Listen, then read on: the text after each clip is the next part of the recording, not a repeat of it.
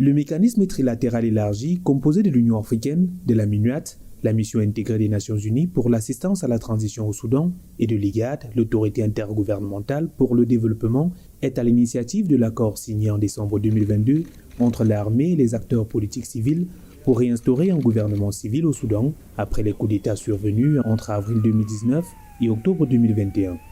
Mais ce cadre de concertation est soumis à un nouveau défi avec les combats déclenchés le 15 avril 2023 entre les forces armées soudanaises et le groupe paramilitaire des forces de soutien rapide. Pour l'Union africaine, qui multiplie les initiatives pour la pacification de ce pays à travers la coordination des efforts internationaux sur la crise soudanaise, l'urgence est à un cessez-le-feu. Notre priorité aujourd'hui est de faire respecter et prolonger le cessez-le-feu. Ensuite, assurer l'assistance humanitaire. Vous le savez certainement, la situation est chaotique. Le système sanitaire est complètement à terre. Il manque de l'eau, il manque de l'électricité. Par la même occasion, je voudrais réitérer mon appel du 26 avril aux organisations internationales, aux pays voisins du Soudan, d'assister les populations soudanaises en détresse. Comme l'Union africaine, l'IGAD appelle à une cessation des combats au Soudan, troisième pays le plus grand d'Afrique, de par sa superficie de 1,886 millions de kilomètres carrés. Avant le déclenchement des conflits entre l'armée et les paramilitaires le 15 avril, le pays faisait déjà face à des défis avec près de 15,8 millions de personnes, soit un tiers de sa population ayant besoin d'aide humanitaire.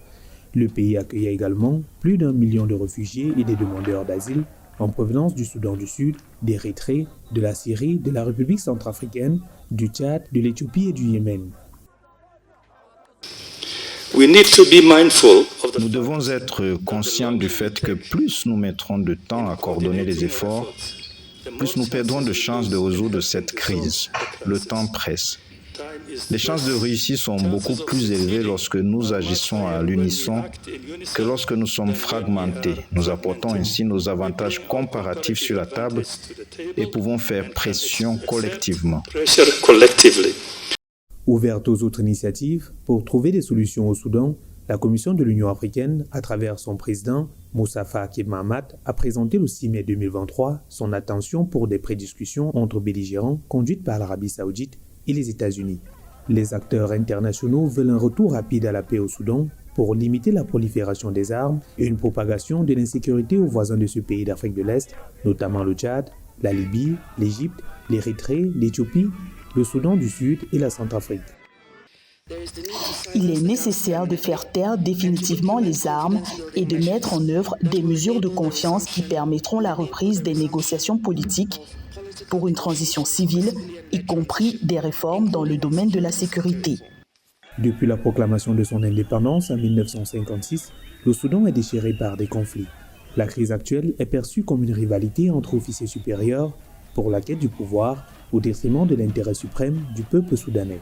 Des analystes élisent aussi une confrontation indirecte entre puissances, les paramilitaires du général Mohamed Hamdan Daglo étant proches de la Russie, contrairement à l'armée dirigée par le général Abdel Fattah al-Burhan. Pour l'Union africaine, ce conflit met en péril le vœu de faire taire les armes sur l'ensemble du continent pour permettre le développement des États.